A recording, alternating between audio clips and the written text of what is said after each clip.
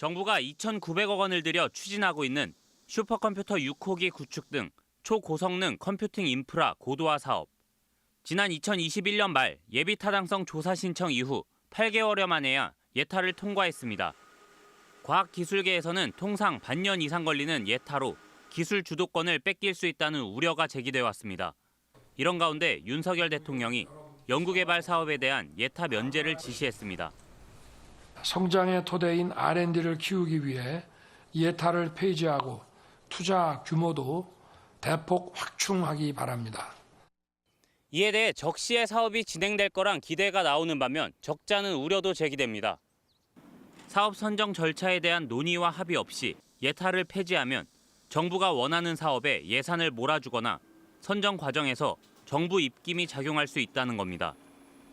절차나 이런 것들이 많이 생략될 테니까 누가 그거를 과연 검증했을까? 고위 정부 당국이 바로 과제나 사업을 꽂을 수 있다는 거잖아요.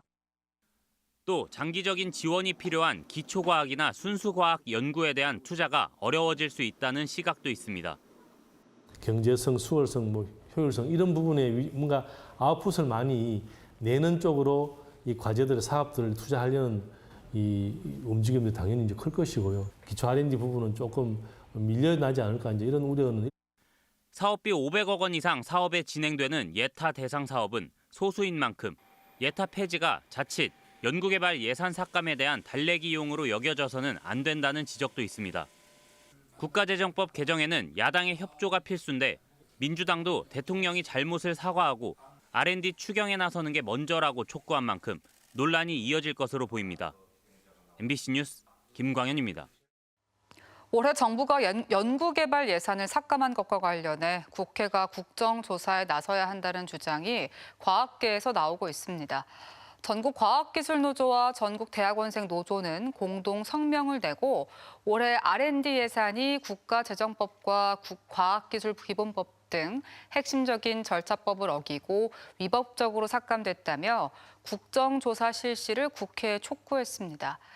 이들 노조는 또 단체 협약으로 보장받은 사안들에 대해 노조 전임자들을 대상으로 중징계와 임금 환수 처분을 내린 과기정통부의 항공우주연구원에 대한 감사 역시 표적 감사이자 과학계에 대한 이른바 입틀막이라고 비판하며 국정조사에 포함시켜야 한다고 주장했습니다.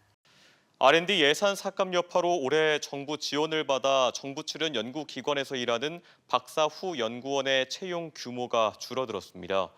국가과학기술연구회가 올해 출연연 연수 기회를 제공하는 이공계 박사 후 연구원 지원 규모는 140명 안팎으로 지난해 165명보다 줄었습니다.